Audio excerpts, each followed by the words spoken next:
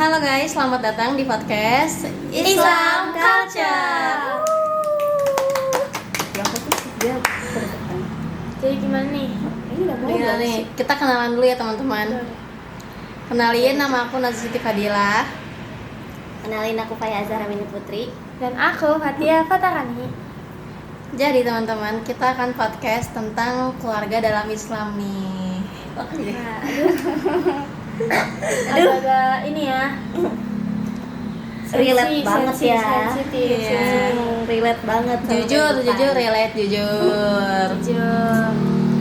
Boleh kita mulai dulu. Siapa? Ada yang punya pertanyaan dulu nggak nih Boleh. tentang keluarga dalam Islam? Em, Siapa yang mau mulai? Faiha? Aku belum berpesan. Ya, Aku nih. Tia, boleh Tia. Nih, kan biasanya ya kalau dalam Islam dari segi ini deh keluarga biasa. Nah, di setiap keluarga itu kalau misalkan salah satu anaknya udah nikah gitu kan jadinya terbagi lagi kan keluarga kecil lagi. Nah, itu gimana sih? Maksudnya kayak gimana sih kita dalam Islam tuh kalau misalkan gak silaturahmi terus menerus gitu, ngerti nggak? Kayak maksudnya tuh kayak kita misalkan nih ceweknya ngikut keluarga cowoknya, jadi jauh nih sama keluarga ceweknya. Nah, dia tuh jarang datang gitu, jarang silaturahmi gitu. Itu gimana? Kayak dalam Islam tuh boleh gak sih kayak gitu? Jadi kayak gak sesering itulah, kayak silaturahminya jarang, kayak kadang-kadang. Menurut kita dulu. Oke, boleh. Coba kalau menurut kamu sendiri kira-kira gimana? Ya, aku nanya. Oh, kamu nanya. Oke, jadi kita yang jawab. Oke, kita yang jawab. Udah jawabannya belum, Faiha? Jujur, aku nangkepnya mungkin boleh-boleh aja ya. Asalkan jangan, yang penting tali silaturahminya nggak putus. Kita tuh kayak masih berkabar. Jadi kadang kan kita juga udah ada HP sekarang. Kita Ya. masih bisa setiap hari video call. Kayak aku begitu sama ayah aku. Ayah aku di Aceh kerjanya. Oh iya. Jadi kalau itu kadang video call kalau ayah nggak pulang. Jadi Ya, kita masih ada tali silaturahmi ya seenggaknya. kan udah digital kan sekarang kan. Oh. Iya, setuju. Tapi ini sih kayak ya kalau di Jujur renggang. Iya kan, Yes. iya kan. Nah, itu kan termasuknya berarti tali silaturahmi itu gak erat gitu loh kan. Gak Iya. klop gitu. Itu Yang penting silaturahmi kan saling berkabar nggak sih? Poin utama silaturahmi itu. Kalau menurut aku ya. Gitu. tapi kalau keputus gimana tuh? Kalau Kalau- jadinya malah keputus karena ya sama-sama susah, kabarnya juga kayak waktunya tuh bentrok mulu, terus mau pulang juga si suaminya tuh pengennya ke keluarganya mulu gitu. Jadi Kalau kayak apa sih keputus secara halus gitu. Kalau soal pulang ke keluarga mulu itu harusnya nggak boleh. Harusnya suami itu bisa adil ke istri. Karena dia ngambil anak orang. Dia menjaga anak orang. Harusnya kalau setiap lebaran tuh kayak mereka tuh ada keputusan, kayak misalnya Idul Fitri kemana, Idul Adha gantian. Jadi jangan mendominan, nonjol ke satu doang. Walaupun jauh jaraknya, Iya. sejauh itu. Tetap harus adil, teman-teman. Oke. Kalau kamu sendiri gimana, Wak? Kalau aku sendiri, Iya. sebenarnya aku nggak beda jauh sama Faiha. Aku setuju banget, kayak walaupun kayak misalnya even kita beda negara gitu ya, tetap harus ada hubungan silaturahmi gitu. Misalnya kayak setahun sekali kita pulang ke Indonesia, atau misalnya nggak ada budgetnya tapi kan bisa lewat HP, di video call sering-sering, terus tetap chattingan. Yang penting jangan sampai lupa aja sih kalau mereka tuh tetap keluarga kita gitu. Kayak apa?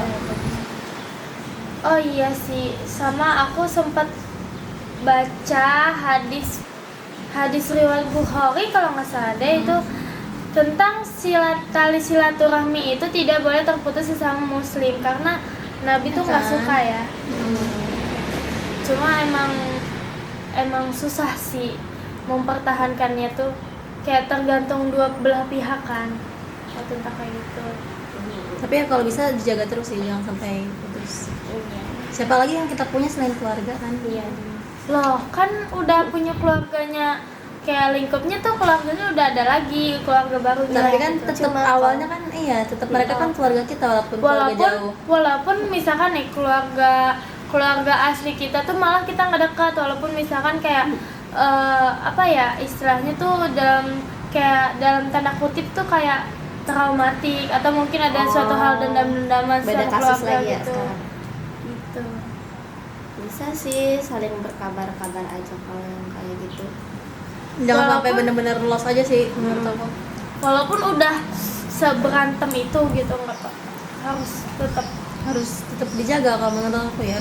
Kalau bisa sambil sedikit-sedikit kasih tahu lebih Diper- baik. Diperbaiki hubungan kalian sebagai keluarga. Oke.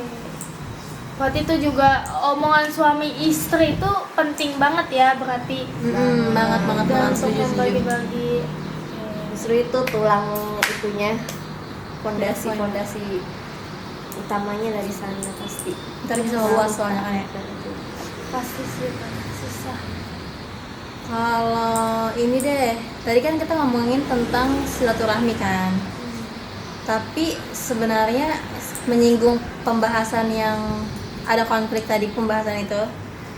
Nah kalian nih tapi tipikal orang yang suka curhat gitu nggak sih kalau misalnya sama orang tua? Tipikal yang deket gak sih? Aku pribadi sih kurang ya, karena emang dari dulu tuh terbiasa mandiri. Kalau Jujur, kayak ya tua loh jadi. Gak apa-apa, gak Jujur. apa-apa. Aku lumayan dekat sama bunda. Cuma sama ayah ada berbeda. Dari mata aku sendiri. Kalau dari ayah, karena jarak tadi nggak sih? Iya. Faktor salah satunya gara-gara jarak. LDR ya. Bisa jadi. Nah tapi kalian kalau misalnya curhat-curhat gitu kayak pernah bilang nggak kayak aku capek kuliah gitu, terus kira-kira respon orang tua kalian tuh gimana? Wah itu mah Memvalidasi kah? biasanya mah beda-beda ya. Ada yang capek kuliah, ya udah, namanya juga belajar. Kalau nggak kayak gitu, kamu berarti nggak mau belajar, nggak mau capek belajar, nggak mau masa depan kamu tuh bagus gitu. Pasti kan ada banyak beberapa orang perspektif kayak gitu kan, ya. orang tua tuh. Tapi ada juga yang mungkin kayak ya itu tergantung ini sih keluarga masing-masing. Gimana cara pola pikir orang tuanya sendiri. Tapi kalau aku sendiri sih enggak sih, jarang. Ya paling kalau ngomong kayak gitu paling kayak bilangnya cuma oh ya udah mungkin apanya yang kurang atau mungkin kamunya gimana gitu-gitu malah dibalikin. Jadi makanya aku enggak sedekat itu. Kamu divalidasi ya, Wak? Kalau aku nggak semuanya validasi juga, tetap ada kayak dibantahnya gitu. Tapi sebenarnya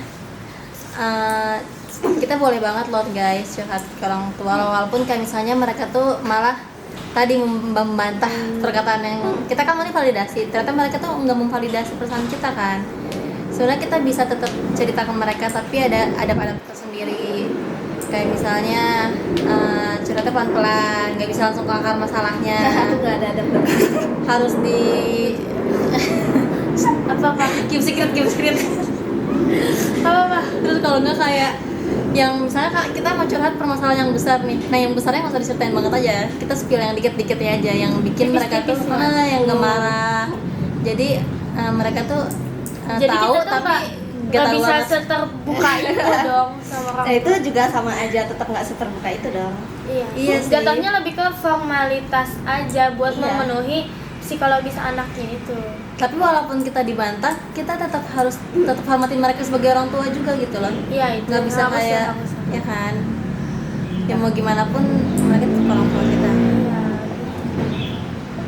Emang nih banyak banget permasalahan antara anak ke orang tua sesama orang tua juga itu sekarang lagi banyak banget sih. Kalau dulu tuh kayak makanya jadinya kalau ada permasalahan orang tua dikit aja dah langsung tuh anaknya ikut kena dampak pasti gitu. Karena parents tuh membuat anaknya tuh ini kayak membangun karakter anaknya gitu. Jadi kayak apa yang anaknya laluin ya itu yang bakal dia jadiin pas gedenya, ya nggak sih? Gitu. Pokoknya intinya kalau curhat tuh walaupun gimana pun ya mereka tuh orang tua kita guys. Kan kata kalian pernah dengar nggak sih, Pak, anak tuh udah durhaka kepada orang tua, tapi orang tua ada nggak durhakanya gitu. Nah Oh, tapi iya. orang tua tuh kemarin kita dari Bu Malisa, orang tua tuh bukan durhaka tapi zolim sama anaknya. Misalnya melakukan hal-hal yang tidak gitu. Ya, apa tuh yang tidak contohnya? Ya bisa kita next pembahasan ya guys. Karena itu panjang ya teman-teman. Oke. Gak bakal ada habisnya sih. Coba yang ini Aku nanya nih sekarang. boleh. Jadi menurut kalian istri itu sebenarnya partner yang setara nggak sih dalam sebuah keluarga? Istri sama siapa nih? Sama suami. Sama suaminya. Keluarga baru nih.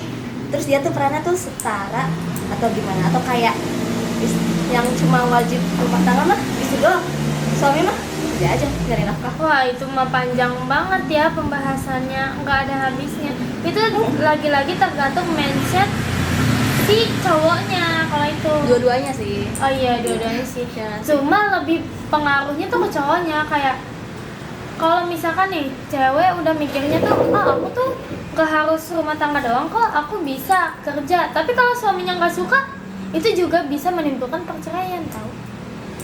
Kayak misalkan, loh aku nggak mau sama istri yang dia tuh malah kerja, jadi aku ngerasanya kayak Tersaingi. nothing, iya gitu. Biasanya banyak cowok yang banyak Cowok-cowok yang kayak patriarki gitu. itu juga Iya, banyak itu. tuh. Tapi ada juga yang istrinya tuh mungkin malah pengennya kayak IRT, tapi suaminya tuh bilang kayak, Harus kerja. kamu kerja dong, masa aku doang, mana uang dari kamu gitu. Itu juga masalah. Jadi lagi-lagi komunikasi. Kalau menurut aku sih gitu, kayak tergantung juga perspektif kita tuh sama pasangan kita tuh bagus gak sih, klop gak sih. Emang kayak kita tuh harus nentuin satu hal yang bisa jadi penengahnya gitu. Kalau menurut aku sih sebelum nikah kita tuh harus tahu gitu apakah si suami istri ini setara. Setaranya tapi dalam banyak hal ya, dalam banyak perspektif. Kayak masalah tadi tuh, masalah kerja. Kita tuh pemikiran nggak gitu, pemikiran cewek harus kerja atau cewek diem di rumah pun nggak apa-apa gitu loh. Kesepakatan di awal lagi, sama-sama setujunya gimana, harusnya diobrolin sebelum nikah sih tentang hal-hal kayak gini. Sulit sih, tapi paling susahnya lagi kalau misalkan cowoknya tuh nggak mau ngomongin hal tentang itu. Ya Kayak udah, tau nggak sih, kayak tolak nggak mau Iya. pusing. Kalau dari awal udah kayak gitu, kataku mending nggak usah nikah sekali, maksudnya jangan sama dia. sama Walaupun orang lain. cinta gitu, Makanya itu. Nah itu untungnya berpikir tak logis tuh harus di saat-saat kayak gitu. susah sih, susah. Menurut Pak Iha gimana? Apanya? Janganlah. Kita tuh harus bisa nyimbangin antara perasaan sama logikanya tuh. Di antara perasaan yang menggebu-gebu itu masih harus ada seenggaknya secercah logika gitu loh. Kalau Soalnya logika ada yang semua berarti ngomong- nggak cinta. Iya. Ada yang Harus ngomong balance. kalau emang orang jatuh cinta itu benar-benar Buta. Ini Emang. istilahnya gulal, tau gak kalian? Ini agak kasar teman-teman, ntar di bip aja di bip. edit dong. Ya. Siapa yang edit? Bip, bu, blip. Jadi memang harus, karena kalau tanpa logika nanti kita terlalu all out, terlalu Iya, tapi kita fokus juga butuh pada hal perasaan. itu doang. Tapi kalau cuma logika datar banget dong, nggak Iya ada Nggak ada Emosi sparksnya, di nggak ada dalam ya. sparksnya. Setuju. Tapi kalau menurut kalian ini nggak sih yang wajib nggak? Menurut kalian istri tuh wajibnya ngapain dan suami wajibnya ngapain dalam peran ya, membagi peran di keluarga? kalau menurut aku suami itu wajib banget memimpin. Iya. Iya, Dia siapa wajib lagi? jadi pengajar dan kawan-kawan, dia wajib jadi pemimpin yang mampu membimbing Anak-anaknya. istrinya dan anak-anak. Istri tuh bisa bimbing anak tapi belum tentu bisa bimbing suami. Karena apa? Cowok tuh pasti punya pemikirannya sendiri yang dia percayai. Ya nggak sih? Kayak istilahnya cowok tuh kalau Prinsip ya. Iya, prinsip cowok tuh lebih gede, gengsi cowok tuh lebih gede daripada cewek. Karena sebenarnya kan kodrat laki-laki itu memang pemimpin, kodrat perempuan memang Mengikuti nurut, alur aja gitu. mengikuti si pemimpin. Jadi tetap harus ada kerjasama sih di antara dua belah. Se-independennya cewek ya, dia tuh kalau udah dibimbing terus menerus, diapain juga dia pasti bakal luluh hatinya guys. Ya kalau ketemu sama yang bisa membimbing dengan benar gitu tuh kayak oke. Jadi Dia pasti sebenarnya- nurut. Iya. Sebenarnya buat cowok-cowok yang lagi ngedeketin cewek-cewek independen, kalian nggak usah takut guys, karena mereka tuh tetap ada sisi feminimnya, tetap butuh cowok tapi gak kelihatan aja dari luar.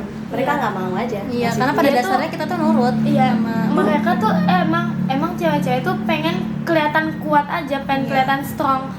Karena dia tuh nggak mau dianggap rendah, nggak mau dianggap rendah, ya nggak sih? Iya. Dia nggak mau dianggap rendah, tapi harus tetap ada yang memadunya.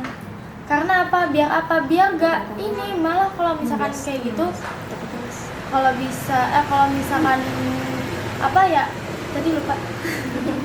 Kalau misalkan si ceweknya tuh gak ada sosok cowok sekalipun, dia tuh lama-lama juga bakal udah gak tahu.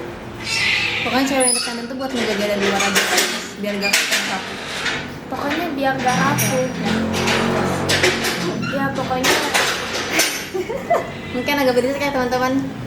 iya. Afwan. Nah tadi gara-gara berisik mungkin kita sudahi saja teman-teman di Iya. sini. Kita bisa next podcast ngelanjutin ini, kayak seru banget ya. Iya sih, pasti nggak bakal Kita ada bikin habisnya. Part 2 ntar lah, insya Allah kapan-kapan, nggak tahu Iya, kapan ya oke. teman-teman. Jadi mohon maaf atas kesalahan kata kita, atau mungkin ada teman-teman yang punya perspektif lain ya kan, karena ini kan menurut kita pribadi, sekali lagi menurut kita pribadi dan yang pernah kita baca, kita dengar, kita lihat, kita pelajari. Oke? Nah kalau kalian punya yang lain, perspektif lain, mungkin boleh Di komen. aja ya. Mungkin Kita jadi forum diskusi. yes. Gitu guys. Ya. Terima kasih. Jadi Bye bye. sekian dari kami. Bye bye. Assalamualaikum.